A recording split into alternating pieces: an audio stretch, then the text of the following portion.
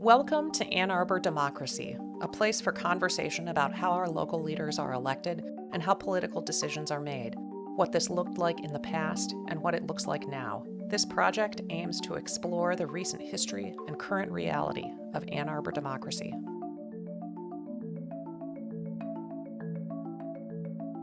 In 1972, two activists from the Human Rights Party, Jerry DeGrieck and Nancy Wechsler, were elected to Ann Arbor City Council. The result was a city council where no political party held a majority.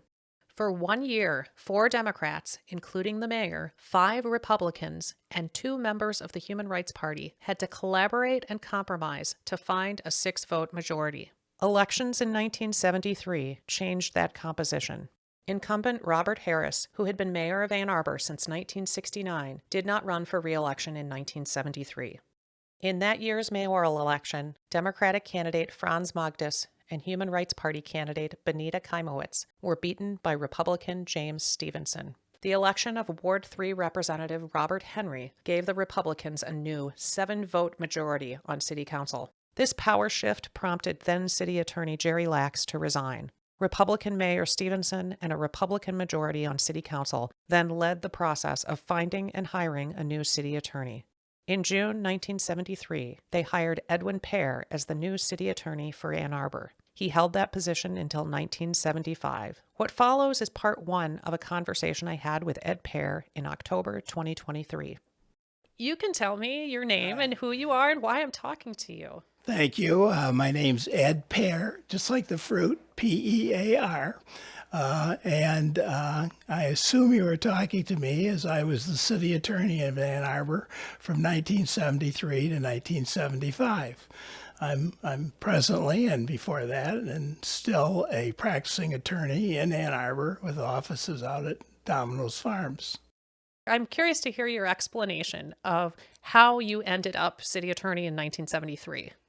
Well, it was basically as a result of a conference in the hallway of our office building, which was then downtown, and Bob Henry, who was elected in 1973 as a city council person, was an attorney, and his office was right behind mine. And I think we were out in the hall or in the bathroom one day, and he said, how would you like to be city attorney? And I said, well, thank you. I said, but I really don't have any experience in municipal law other than, defending drunk driving cases and traffic tickets.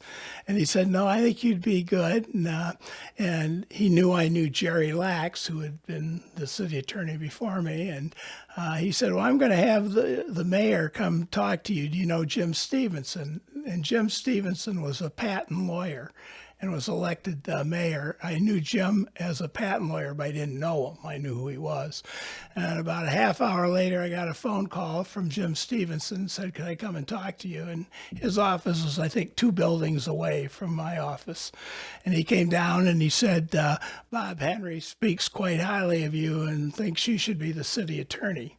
And I said, well, I appreciate Bob's comments. And I said, I really, don't have much to say as I don't have a lot of experience in municipal law. I said I've been practicing law 6 or 7 years, and I think I have a reasonably good reputation as an attorney, but I'm not really active politically or partisan in my law practice. And he said, that's exactly what we're looking for, because your predecessor, Jerry Lax, was very partisan and very active, and he said, we really just want someone to tell us what the law is and tell us what we can and can't do, and you'd be perfect. And he said, we're going to put you up, I believe it was the next week or 2 weeks later, as city council.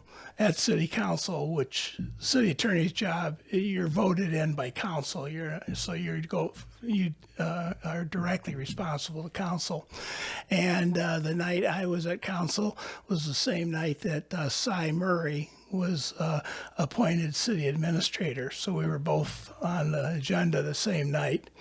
And the other thing I remember Jim Stephenson said to me, now, it won't upset you if you don't get a unanimous vote. You understand the council's quite partisan. And I said, no, I'm a big boy. I can accept that. And he said, well, I can assure you, Jerry DeGrieck and the Human Rights Party will not vote for you. And so I did go before council, and he told everybody about my background and put it up for vote. And there were with him, there were eight Republicans, and the rest were Democrats and HRP candidates. And I think I was elected by 8-3 or something like that. And because I remember if I can go on, I remember one of the council people who I knew, Norris Thomas, who was on the legal aid board, and I was on their board, and I think he was an employee. We hired him. I think I was instrumental in hiring him. And I remember the vote came up, and he said, well, I've known Ed Pear for several years, but I vote no. But he's a good guy, but I vote no. And then I remember Jerry DeGrieck, who was next, said, well, I don't know Ed Pear, and I can't believe he's a good guy, and I vote no too. So that's my remembering being appointed city attorney. Well, and we've skipped a few bits of explanation also because compared to modern times, these positions were that much more partisan. What you're describing in terms of, the Republicans supporting you, but Right. the Democrats not. So there was both a new city administrator and a new city attorney, when a new mayor was elected. Right. In the 73 election, it became a new mayor, Jim Stephenson, a Republican, and a Republican majority council, because for the preceding 4 years, it was pretty much a Democratic council and a Democratic mayor, Bob Harris, and I forgot the vote breakdown, but the majority were Democrats. And and the city administrator, who had been Guy Larkham for many years, the building's named after him, had retired. I mean, he'd been city administrator for many years. So they were, appointing a new administrator, a new city attorney, and, basically a new council and mayor. Well, and one of the first things that happened when you took the helm was, didn't they almost immediately repeal the marijuana ordinance?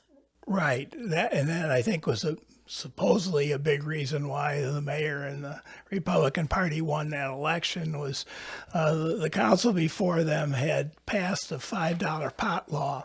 So if in the city of Ann Arbor, under the city ordinance, if you were caught, smoking or with marijuana, you could get a $5 ticket, basically a traffic ticket.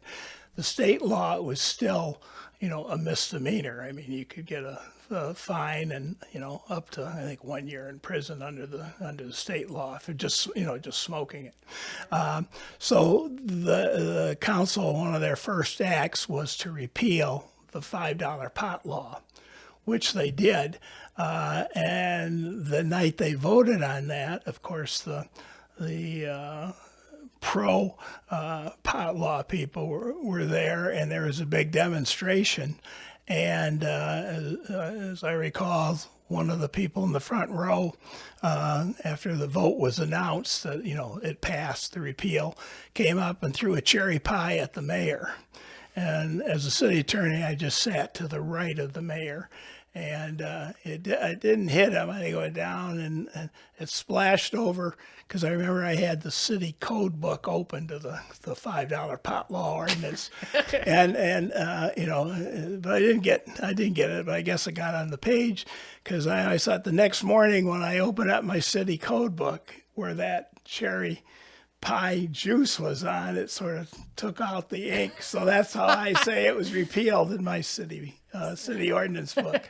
That's like a historical artifact now. Right. And then the aftermath of that is the people then got on the ballot to have a charter amendment to put back the $5 pot law, which passed in, the next election. So, it was short-lived, the repeal.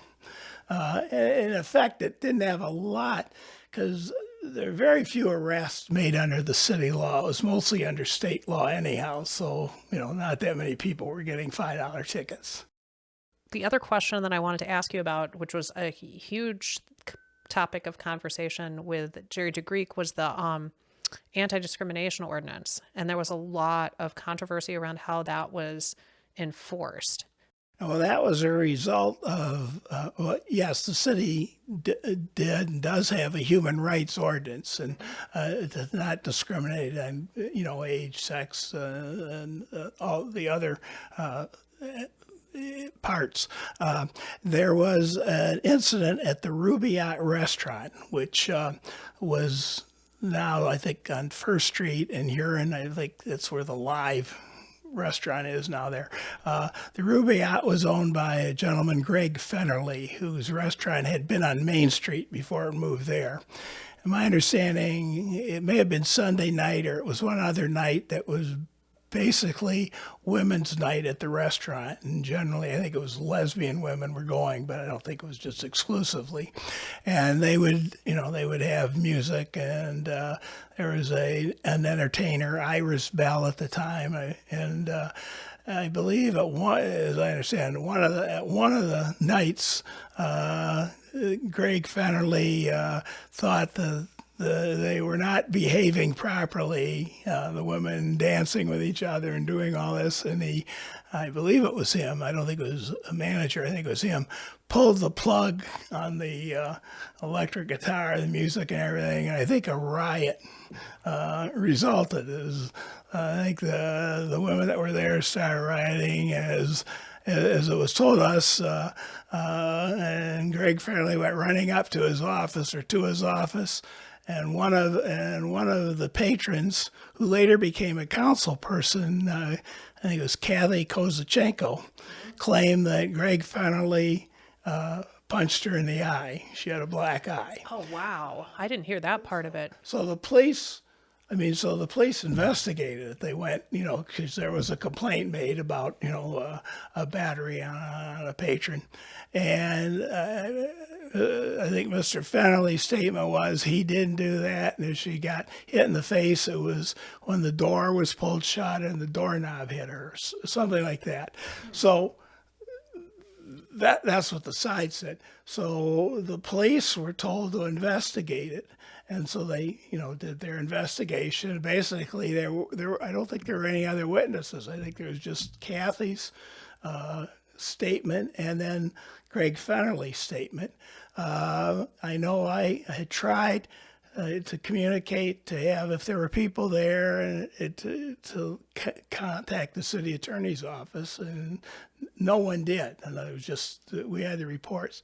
And basically, it was decided that there wasn't enough evidence to prosecute. I mean, you had a he said, she said, and there was no, nothing else. And it was decided, well, we wouldn't prosecute on that. And then the next Monday at council, there was a demonstration.